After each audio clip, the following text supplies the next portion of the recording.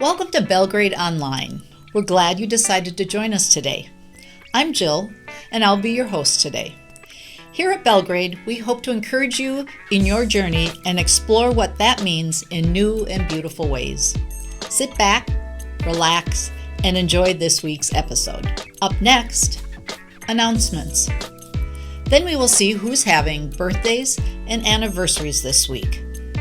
After that, we will hear from the pastor, the scriptures, and let the Spirit move you with some music before I come back to see you off. Welcome to Belgrade Online.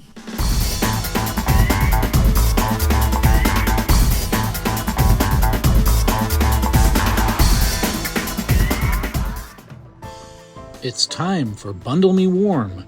Please bring your new or gently used coats, hats, and mittens to Belgrade. We will be collecting items from now until October 19th for the Salvation Army. All sizes are welcome. Items may be placed in the labeled blue totes in our lobby. Contact our office if you need access to drop off your items.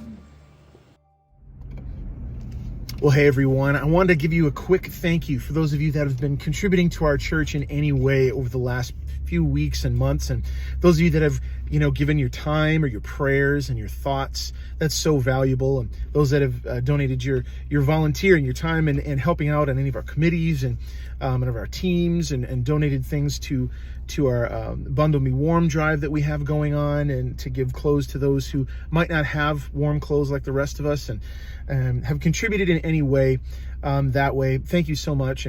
And for those that have contributed financially, we've been able to do some amazing things because of your contributions. We've been able to feed multiple people, so many people at the Salvation Army. And there was quite a bit of donations given for the Salvation Army meal that we do so frequently to be able to feed folks there.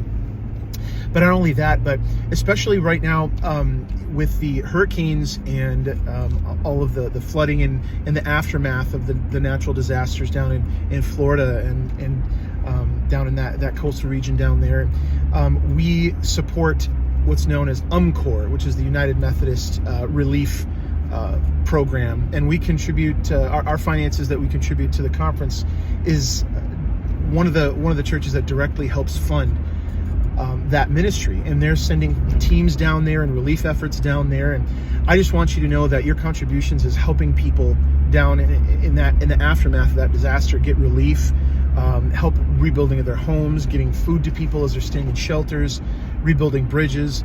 When you contribute to Belgrade Avenue Church, this is one of the things that we do with your money. This is part of where your money goes. So if you're interested in giving, you can give digitally on our website, or you can always mail in a check, or we also have automatic giving available, and to be able to support our ministry and continue the work of God at Belgrade. And I just want to say thank you so much for all that you do for Belgrade, and together we can make a big difference in our community and beyond for the kingdom of God, and help people not just spiritually but in practical, super helpful ways that they feel. So thank you so much for your generosity, and I look forward to continue to work together for God's kingdom and for the betterment of humanity together as we go forward in the future. Thank you so much. Grace and peace. This week's birthdays and anniversaries. On the 3rd, happy birthday, Sylvia Clean. On the 4th, happy birthday, John Watts. On the 5th, happy birthday, Kenny Klooster. On the 6th, happy birthday, Jody Kopishki. On the 7th, happy birthday, Brenda Honey. On the 8th, happy birthday, Lindsay Morrison. On the 2nd, happy anniversary, Troy and Ann Fitzhenry. Have a great week.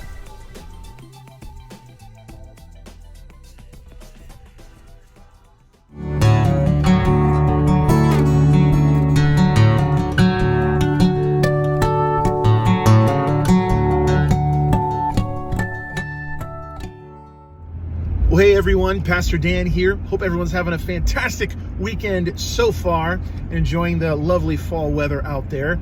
Well, this morning we're continuing our series called Help Navigating Life's Messes. And a few weeks ago we started the series off talking about how when it comes to God, sometimes we like to pray for God to take away all of our messes in our life because life is messy. And if we're honest with ourselves anyway. But God doesn't usually take away our messes. What God does is help us to navigate through those messes. It's not, though I walk through the valley of the shadow of death, I'll fear no evil because you take me out of all of my problems. It's, though I walk through the valley of the shadow of death, I won't fear because God, you are with me. God doesn't promise to make everything in our lives perfect. What He promises is to be with us. He gives us presence and helps us to navigate through the messes of our life. So last week we talked about one of those messes, and that is stress. And we talked about a couple ways and a couple things we can do to approach stress and some healthy ways, practical things we can do to navigate through that stress. And now this week we're going to talk about another one of those messes to navigate. And it's something that we've all felt, and especially some of us feel it more than others, and some of us have an instinct on how to deal with it. But I've found that especially in younger generations, what we're talking about today is something that can be really, really paralyzing. And so this week and this morning, we're going to talk about the mess of failure in our lives. We're going to talk about how to navigate that failure. So let's go ahead and head over to our sanctuary, the video of our sanctuary, and catch the message from this morning, how to deal with failure. And so I hope you enjoy it. I hope, most importantly, that it's helpful, and have a fantastic week. I'll see you soon. Grace and peace, y'all. So here's what's happening here. So Jesus is walking onto this lake shore, right? He sees a few empty boats, and he notices Peter, Simon Peter, and he says, hey, let me use this boat as a platform for me to give a speech from. And so Peter's sitting there, and he's cleaning his net, and he's presumably, pretty discouraged after a super disappointing work day, work time. But Peter obliges, and so Jesus is sitting on this boat. And when usually in the scriptures, if it says someone sat down to teach, that's how rabbis taught then in those days. When a teacher sits down, it's about to go down. You got to listen up because they're going to drop some wisdom or something. And so he sits down and he's teaching, and everyone's intent. And so as he's teaching, Peter's probably realizing, wow, this guy's pretty authoritative. He knows what he's talking about, and he can feel it. And he's fascinated by this guy's words. And enough to recognize that he should probably listen to him. He's some sort of a rabbi authority figure. And he's looking at him, and Jesus looks down at Peter and says, well, hey, let's catch some fish now. Let's go toss out the nets. And at that point, like we said, Peter's been at this for quite a while that day already and hadn't caught anything. And so he says, we've worked all night and we've caught nothing. But if you say so, all right, we'll let him down. And you know the story. They let down the nets. They caught a ton of fish. The nets broke, called over to the neighbor boat. Both boats were filled. They started to sink. And so after this happened, now Peter's really looking at this guy and is like, okay, his words are full of supercharged with meaning, and now he does this thing, he catches all this fish. I've been working hard at it all night, couldn't catch a thing, and now he just shows up and our boats are filled. And so Peter sees all this, and his first reaction to this whole scenario isn't in amazement, like, whoa. His first reaction is shame.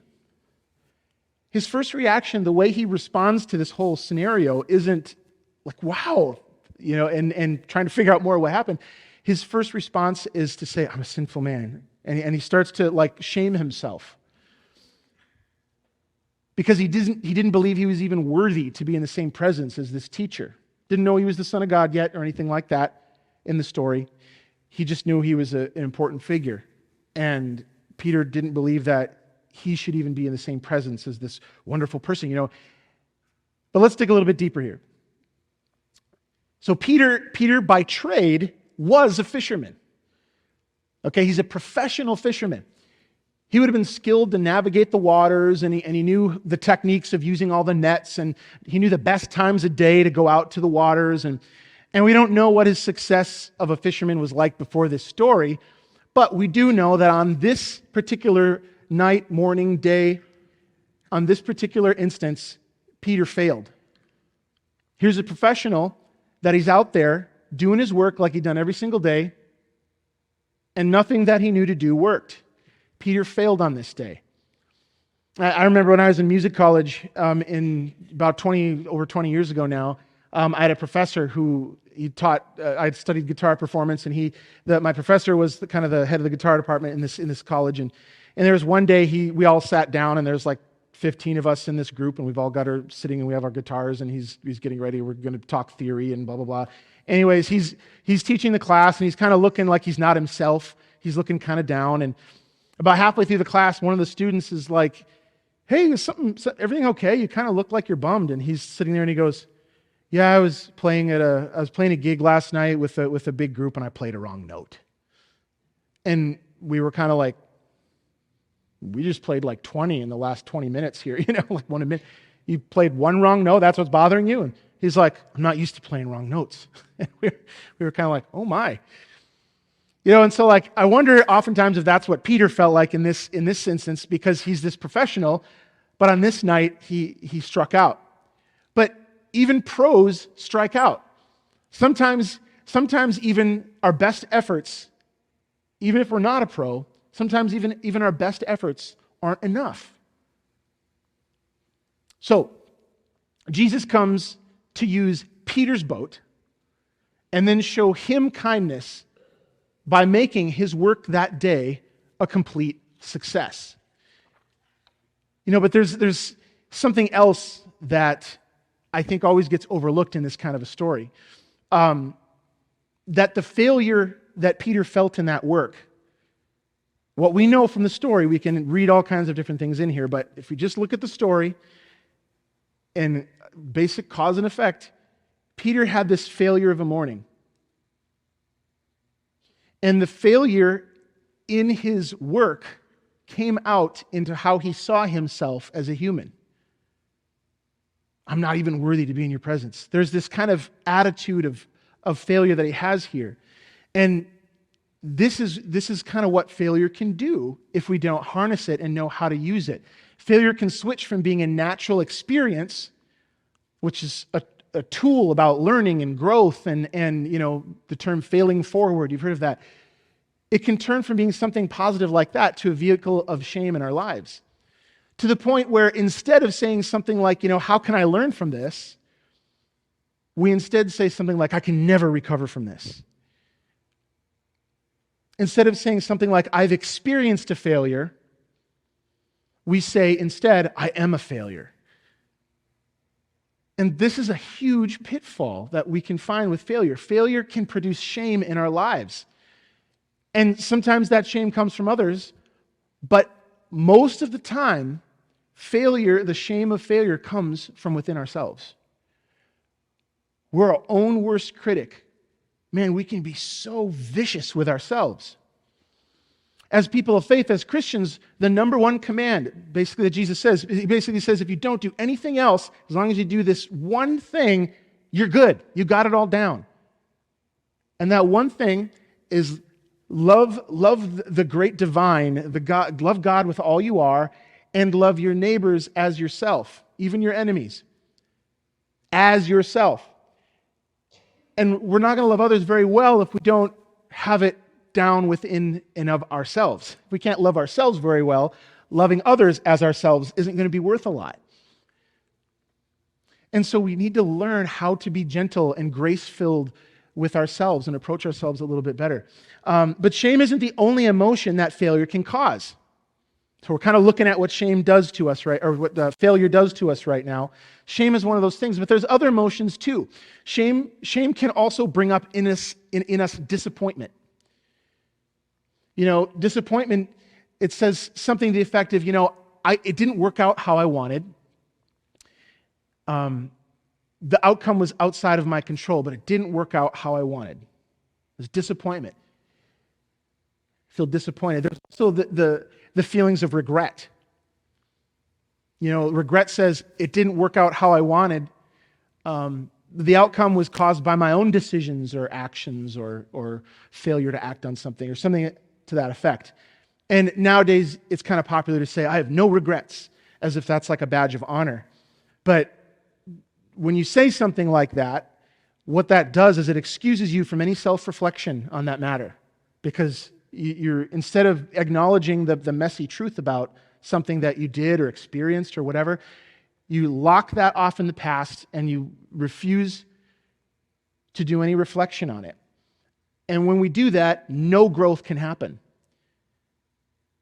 And slowly our centeredness, our heart, however you want to say it, becomes hardened and walled up a little bit more every time we do that. The no regrets thing is like emotional cancer to us. The psychologist Brené Brown says this. She says, the idea of no regrets, it doesn't mean living with courage. It means living without reflection. To live without regret is to believe that we've got nothing to learn. No amends to make, no opportunity to be braver with our lives than we are right now. It's healthy to acknowledge regret. It's unhealthy to shame ourselves for the regrets. So it can make us feel regret. Failure can do that. Failure can also kind of help, it can produce this discouragement in us, this kind of difficult emotion, discouragement, you know. It's like I'm losing my confidence and I'm losing any enthusiasm about anything of ever getting up and trying again. I've lost the confidence to even, or motivation to even get up and persist anymore. You know, failure can do that. It can help us it can make us feel discouraged. It can make us feel frustrated. And frustration happens when something is feeling out of our control and completely keeping us from achieving any desired outcome and meeting any goal, no matter how hard we push and work and how smart we act and how many angles we take at the matter. We can't get at it. There's other outside things preventing us no matter what we do. That's frustration. That's what conjures up feelings of frustration. And then there's this feeling of being resigned from the whole thing, you know, where there's no more confidence or enthusiasm about anything, no motivation at all anymore. And so there's so many of these emotions that failure can conjure up into us, and it puts pressure on us to perform at our super high level. You know, and if you know any younger people today, especially middle school, high school, college age kids and young adults and new adults kind of age range, there's something about that age group now where there's so much pressure on this people. On this nowadays in our society, there's so much pressure. There's way more pressure on the young people today than there ever has been in history. And some people disagree with that, but it's true. It's true. There's kids today go through stuff that I don't know anything about. I'm 40. I graduated in the year 2000 from high school, you know, and there's issues that they know today that I don't know anything about. There's so much pressure to perform and to learn at a high level.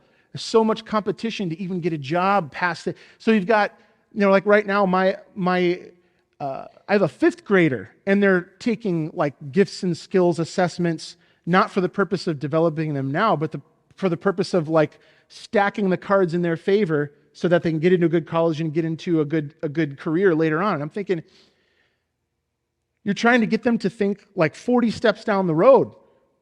Like at that age, my kids don't even know, they can't even decide what they want for a snack after school. You know what I mean? Like there's so much pressure that's outside of kids' development range. And there's a fear of failure, an extremely unhealthy fear of failure. And even in adults that we only know the pressure we know. We only know the mental state that we know. We can only compare our lives to our lives. But we fear, even in adults, we fear failure to a degree. And I was reading something this week from a psychologist by the name of Dr. Guy Winch. It's an interesting name, Guy Winch. But he said a few things, and I want to share them with you. He says this. He says, one of the things failure can do to us, failure makes the same goal seem less achievable. And he cited the study. He says, in one study, People kicked an American football. European football is a soccer ball, what we call soccer, but some people kicked an American football over a goalpost. And it was done in a field that didn't have any markings on it, so they didn't know, the yard lines or anything like that. So they had no idea specifically how far the goalpost was from them. And so they had different people kick this ball through the goalpost. People who didn't kick the ball through the post, who failed to do it, they estimated that the goalpost was being much further away and much higher than those who were successful on kicking it through the goalpost. And they held this view before they kicked the ball. It wasn't like they kicked it and didn't make it and like, it's farther away, it's too high. It's like, wow, they estimated that it was much farther and higher than those who were successful thought it was much closer and more attainable. So it basically shows that if we've had a lot of failures in our life, we can tend to make goals seem like they're harder to achieve. And when that happens, we're less likely to persevere, we're less likely to actually reach them than the ones who see it and they're like, I could do that. And they might not make it, but they're more likely to make it. They're less likely to fail, And so, in other words, he says, failure automatically distorts our perception of our own goals, makes them seem like we can't achieve them. And he says, note the word distort. Your goals are just as reachable as they were before you failed. The only thing that changed is our perception, the way we think about it. You can choose to ignore your perceptions, and you should in these cases. And changing the view about how you look at your goals is the only way that you can beat this sort of distortion. So in other words, to say all that to say this, if we're not careful, failure and the fear of failure can almost keep us from achieving even things that would have been easier for us to achieve before. But failure can help us to just stop trying at all. But the second thing, he says, it also distorts the way we think about our own ability. It says, just as failure and the fear of failure makes our goals seem out of reach, it also distorts the way we think about our abilities. Once you fail, you're likely to look at how smart you are, how competent you are, your capabilities. It helps you see those things incorrectly, to make you feel and seem significantly more weak than you really are. But if you recognize this, you can reverse it. Because if you don't, failure can also make you feel helpless. It can make you believe that you're helpless. And so there's like this downward spiral. Fear of failure makes your goals seem less attainable. Then it makes your abilities seem less competent. And then you start to begin to feel helpless. And helplessness is one of the strongest emotions that paralyze us and keep us from achieving the goals that we have, and it makes you feel like you can do nothing to succeed, and it hijacks your mind and your abilities, and it keeps you from living up to the potential that God's put in you, from seeing your own worth that God says you have. And so it becomes this fear, this downward spiral, and it's hard to get out of. And to the point where, some people will self-sabotage themselves without realizing it. It's all deep embedded into our psyches. And we don't attempt anything because we're afraid we're going to fail. And so we self-sabotage, and we if we do try, it's not with the same confidence and bravery and courage that we would have had before.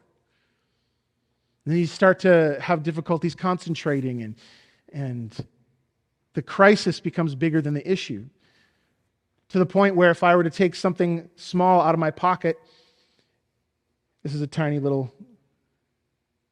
silver heart I carry around with me, but something small like this, and if you can look at one of these lights. If I were to take one of these lights down, they are much bigger than what they seem. They're really huge. But from this angle, if this is my problem and that's my goal, if I focus so hard on my problem, this completely overshadows that giant light right there. And all I have to do is just change my perspective a tiny little bit. And this is the remedy to this. And it's easier said than done, but it's teaching ourselves to learn how to do this. The fear of failure can be transmitted in relationships. You can teach it. If we have it, our kids can learn it just by watching us without even trying anything. And it causes other things like anxiety and cause us to, in critical moments where we do have it, all of a sudden we can choke and drop the ball completely. And so what do we do in these situations? How do we overcome this?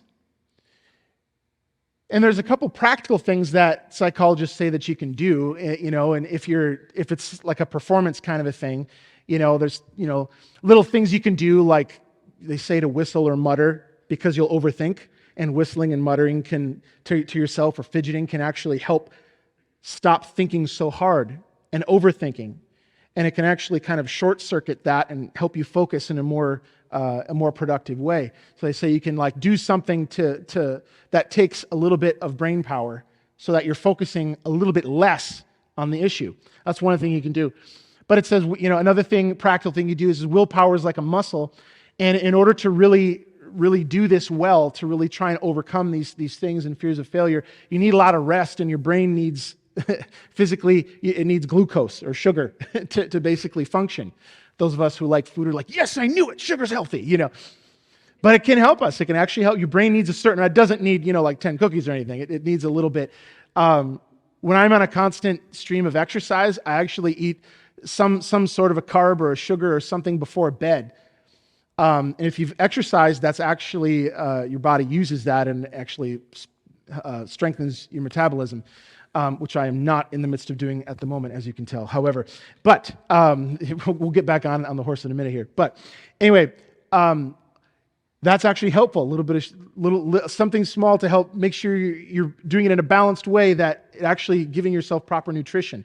It helps your executive functioning, and it helps self-control, and the way that we sleep and we eat affects us majorly, affects our psychology majorly. But here's the biggest thing I want to say. Here's kind of where I want to end on here is the healthiest response we can have to failure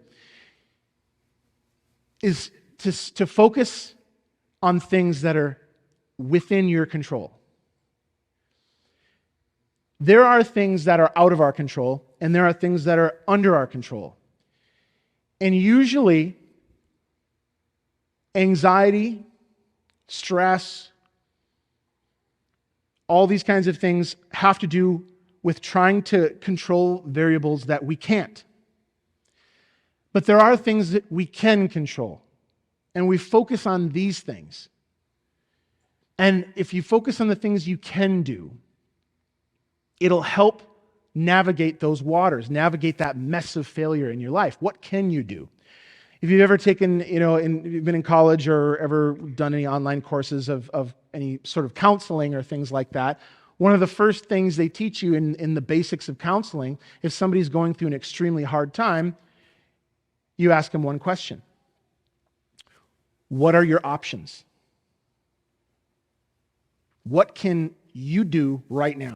What are your options? What's within your control right now? There's things without a control, but what are your options right now that you can do? And helping people get their mind off of the variables they can't control and get them back on things they can control can be some of the most healing things that you can do. And I would argue it's hard, but when we do it with ourselves, it's even more beneficial. If we can help remind ourselves, what can I control right now? What are my options? How can I do what I can do right now? What can I do?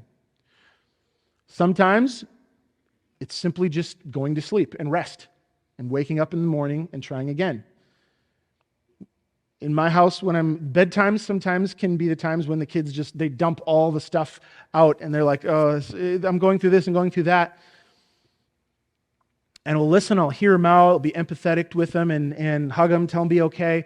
And then before they go to bed, I'll always say, that's some tough stuff, but I'll tell you what, when you wake up in the morning, you'll feel a lot better about it and it'll be a lot easier to attack. And usually every morning they wake up, and I'm like, how do you feel this morning? Good, I'm fine. Yeah, it's fine, it'll be okay. What bothers us after a solid night of rest versus before, very different things.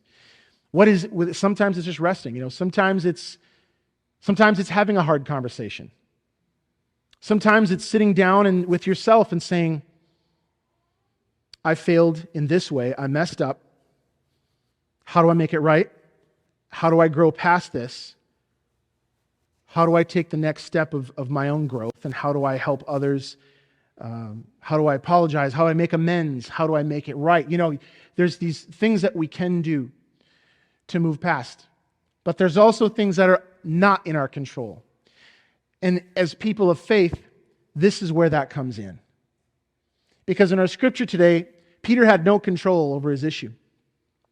He went out, he didn't catch anything. Short of, getting down and chasing down the fish with a bunch of nets and outsmarting him and getting him in the boat, doing something drastic like that, there's nothing he could have done to get the fish in the boat. So he goes out, and all of a sudden, this man shows up, teaches him something, and then in return for letting him use his boat, he says, come on, let's get you some fish. And Peter's like, whatever, okay. And it was completely off Peter's radar, and God did what he couldn't do. There's always things beyond our control. And for those things, you can hope for it, you can pray for it, you can believe God that He's got it under control. But at the end of the day, you have to realize that that's out of your control. It's out of my control. It's out of our control. There's things that are way past us, and we got to give those things. We got to give those things away. We got to give those things to God. We got to give those things. We got to get those things out of our worrisome and our control. Focus on what we can control, and let the others go away. Because God can do what we can't. Infinitely more. The ultimate goal in our life is not perfection in every endeavor. The ultimate goal in our life, when we're at the end of it, when we're laying on our deathbed, the goal is to look back on our lives and say, that was worth it. That was meaningful.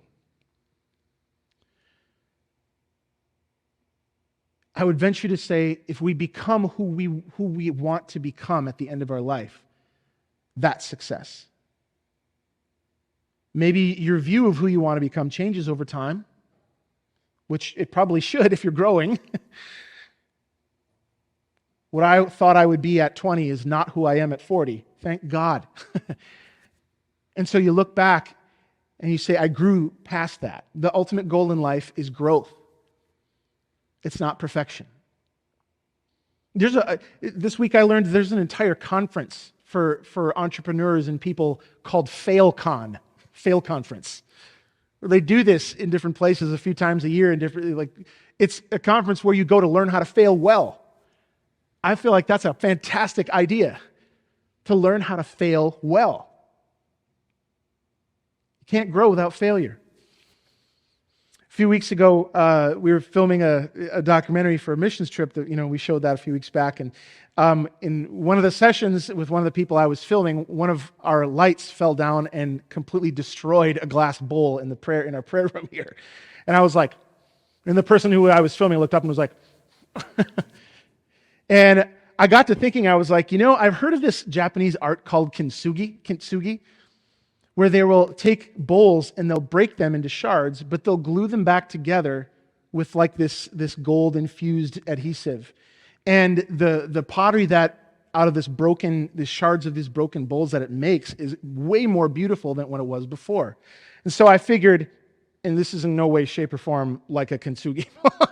I'm some dude in my office with super glue and glass. But I figured, that's kind of cool looking. I decided to try and glue it back together. And it's totally usable, And I figure like this is a perfect picture of our lives. This is what God does way, way better than what I did with this bowl, by the way. But this is what can happen in our lives. When we feel the most broken, God can come in and make these beautiful lines and storylines and distinctions in our life, and to a point where it actually is interesting. It's way more satisfying than just a boring old glass bowl. Beautiful glass bowl, but now it's more interesting. And there's a story behind it. And in our lives, each crack is a story. Each little rivet is somewhere that we overcame, that we didn't quit, that we got through it. Where we failed and got up again to move on. And if we're going to do anything in this life, if we're going to grow, if we're going to live, if we're going to have any sort of meaning, we got to get comfortable with failure. With that said, let's go ahead and bow our heads and pray, and then we're going to take communion together. Heavenly Father, we thank you that you are a God that doesn't require perfection by our definition. You define perfection as learning to love one another in the Scriptures. And God, I thank you for all the times that we've tried and failed in any endeavor. We've tried and failed to make our life something worth living, tried and failed to make our life something we wanted. But somehow we learned that maybe being perfect in that endeavor wasn't ever the goal. It was never supposed to be. But we've grown through it. So Lord, I ask that as we get ready to take this communion together, you would help us to remember what's important in life. And that's the best thing that can happen in failure is that we can be there for each other in their failures, and we can allow others to be there for us in the midst of our own. And so as we come to your table this morning, help us to imagine what the world could be like, what our lives could be like if we all operated in this there for each other care of self-sacrificial love. God, I pray that you'd pour out your Spirit on this bread and this cup, that it would help all of us to remember your self-sacrifice for your people, and help us in our own ways to self-sacrifice for each other and to be there for one another in the midst of our failings and even in our joys. Infuse these elements with your grace and bless them and unite us together under your love and your care. Amen and amen.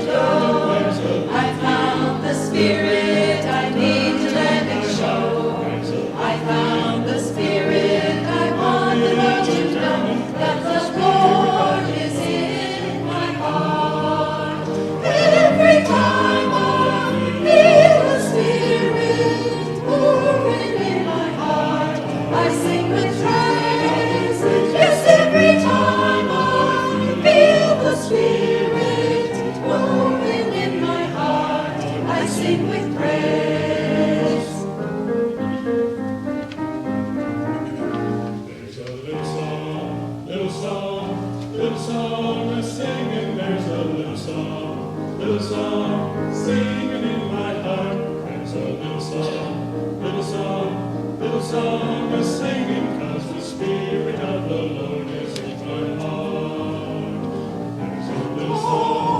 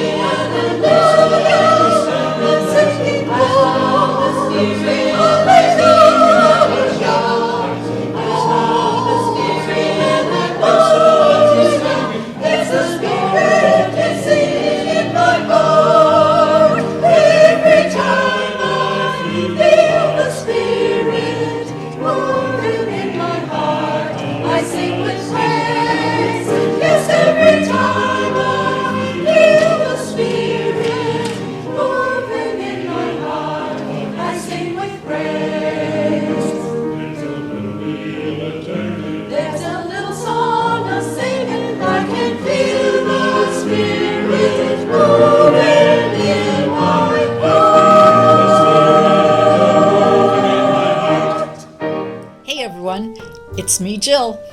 I'm back to see you off. We hope you have enjoyed your time with us today and that it was meaningful and life-giving.